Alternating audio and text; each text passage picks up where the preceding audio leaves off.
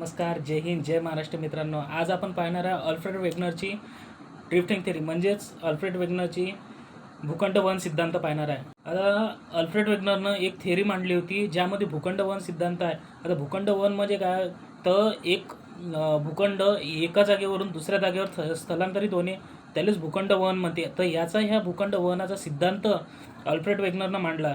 तर हा कशा प्रकारे मांडला आपण तो एका मिनिटात समजून घेणार. तर अल्फ्रेड वेगनरचा ड्राफ्टिंग सिद्धांत काय म्हणतो की एका जागेवरून दुसऱ्या जागी भूखंड स्थलांतरित होणे. याचा त्यानं पुरावा असा दिला आहे की हा जो दक्षिण अमेरिकेचा जो भाग आहे आणि उत्तर अमेरिकेचा जो भाग आहे आणि तसंच जो आफ्रिका खंडाचा जो पश्चिमी भाग आहे हा एकरूप झालेला दिसतो.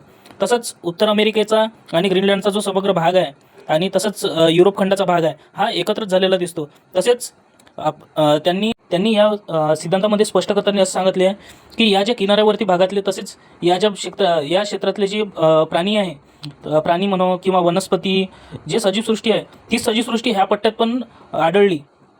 तर त्यांच्या मते की बा हे भूखंड एका ठिकाणावरून दुसऱ्या ठिकाणी स्थलांतरित झाले, कारण एवढा लंबा प्रवास करणं एखाद्या सजीवासाठी प्रवास करणं एखाद्या सजीवासाठी अशक्य बाब आहे.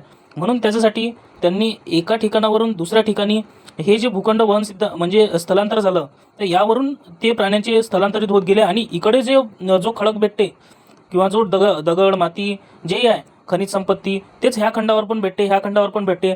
म्हणून त्यांनी असं सांगितलं की पूर्वी जो हा भाग आहे तो म्हणजे जो आज भूपृष्ठाचा भाग दिसतो हा सर्व भूपृष्ठाचा भाग पूर्वी एकच होता, ज्याला त्यांनी पेंजिया नाव दिलं होतं. स्क्रीनवर आलेल्या डायग्रामवरून तुम्हाला दिसतच असेल की पूर्वी जो भाग होता लॉरेशियाचा किंवा गोंडवाना भाग होता, यामधून कसे विलगीकरण झाले.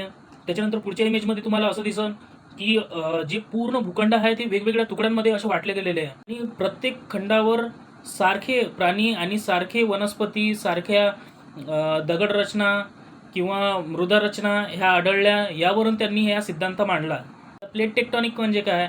प्लेट टेक्टॉनिक म्हणजे एक असं आपण समजू की एक आपल्या घरी मडकं आहे, ते मडक्याला जर आपण जास्त उष्णता दिली तर ते मडकं तळकते, म्हणजे त्याला भेगा पडते. तर अशीच आपली पृथ्वी आहे. आपल्या पृथ्वीची जो सर्वात वरची लेअर आहे याले अतिउष्णतेमुळं त्याला भेगा पडल्या, म्हणून त्याचे काही प्लेट्समध्ये काही रूपांतर झालं. तर यालेच टेक्टॉनिक प्लेट्स म्हणतात. व्हिडिओ आवडल्यास लाईक, शेअर आणि सबस्क्राईब करा. पुढच्या व्हिडिओमध्ये भेटू. तोपर्यंत जय हिंद, जय महाराष्ट्र.